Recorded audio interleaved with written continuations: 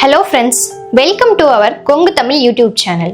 தீபாவளி ஒளியின் திருநாள். தீபாவளி இந்தியாவில் மிகவும் முக்கியமான மற்றும் பிரபலமான பண்டிகைகளில் ஒன்றாகும். இது ஒளியின் திருநாள் என்று அழைக்கப்படுகிறது. இந்து மதத்தில் முக்கியமானது. ராமர் ராவணனை வீழ்த்தி 14 ஆண்டுகளுக்கு பிறகு அயோத்திக்கு திரும்பிய நாளை மக்கள் தீபமேற்றி கொண்டாடினர். மற்றொரு கதையின்படி அசுரன் நரகாசுரனை கிருஷ்ணர் வென்று மக்களை அவனது தீய ஆட்சியிலிருந்து விடுவித்ததை நினைவு கூர்கிறது. தமிழ்நாட்டில் நரகாசுரனை வென்ற நாளாக தீபாவளி கொண்டாடப்படுகிறது. தமிழ்நாட்டில் தீபாவளி அதிகாலையில் எண்ணெய் குளியலுடன் தொடங்குகிறது. புது ஆடைகள் அணிந்து கோவில்களில் வழிபாடு செய்து உறவினர்களை சந்தித்து வாழ்த்துக்களை பரிமாறிக்கொள்கிறார்கள். தீபாவளியின் முக்கிய அம்சம் வீடுகளில் மண் விளக்குகளில் எண்ணெய் ஊற்றி தீபம் ஏற்றுவது. இது இருளை அகற்றி ஒளியை வரவேற்கும் சின்னமாகும். வீடுகளை சுத்தம் செய்து கோலமிட்டு மலர்களால் அலங்கரிப்பது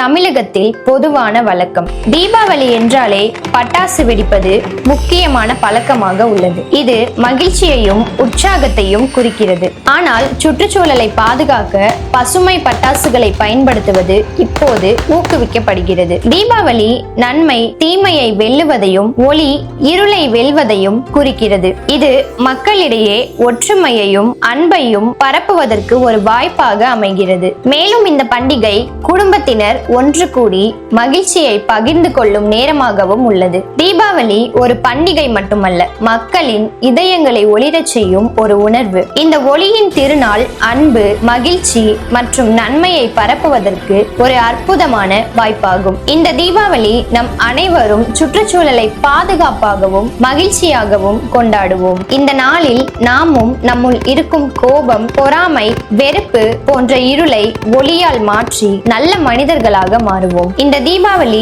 உங்களுடைய வாழ்க்கையிலும் புதிய ஒளி பரவட்டும். அனைவருக்கும் இனிய தீபாவளி நல்வாழ்த்துக்கள்.